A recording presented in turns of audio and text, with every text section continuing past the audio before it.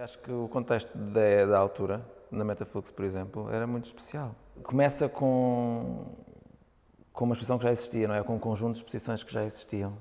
Portanto, são aquelas exposições do Silo no Porto, os influxes, que dão os metafluxes, com todo o jogo de palavras que o Paulo Cunha Silva gostava, não é? E gostava de fazer e fazia bem. Mas foi a primeira e a última exposição com um nível de representatividade tão grande ou tão vasto e que queria ser a mostragem de uma geração específica, e isso também tinha um lado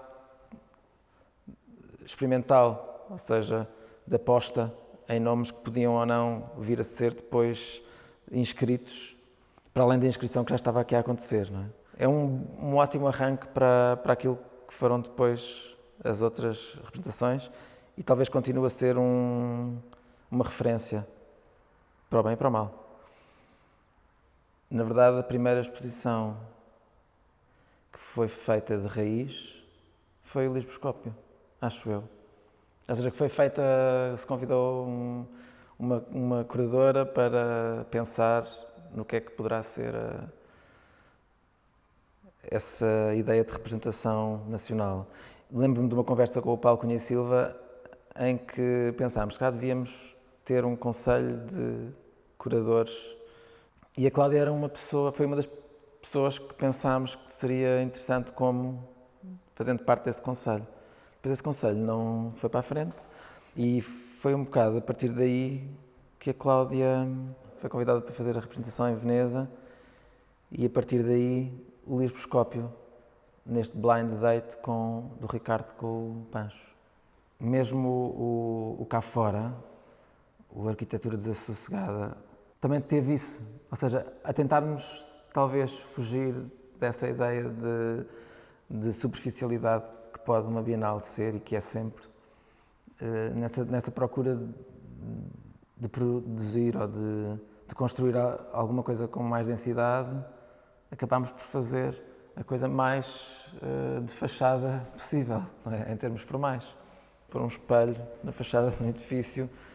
E esta volta um bocado o No Place Like, que tinha 4 curadores, 4 arquitetos representados e 4 artistas.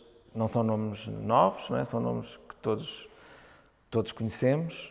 Volta a ser um bocado essa ideia de espetacularidade, não é? Dos países tentarem, de alguma maneira, ser mais visíveis que os outros. Mas isto tem a ver com uma estratégia de representação nacional fora que talvez não exista. Ou seja, que no Ministério da Cultura é possível que não exista estruturada. As condições com que trabalhamos, ou com que trabalhávamos, eram tão limitadas no tempo e nos recursos que não te permitiam ter uma estratégia a longo prazo. Porque, na verdade, em rigor, não sabias se ias fazer a próxima apresentação. Só sabias que ias trabalhar neste projeto alguns meses antes. E isso é devastador para qualquer produção desta natureza.